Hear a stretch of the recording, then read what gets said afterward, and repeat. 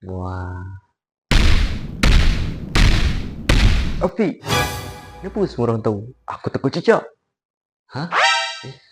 Eh, eh, bukan aku. Mungkin cicak tu kot yang cerita kat dia orang. Jangan buat lawal Afiq. Aku cerita kat kau je tahu pasal ni. Aku cuma cerita sikit je. Yang nak tahu Amir dengan Farah je. Tiba-tiba semua orang nak tahu kot pasal rahsia kau. Itu bukan sikit je tau. Itu dah podcast namanya. Sorry lah, mulut aku ni laju sangat nak bercerita kat orang. Ish.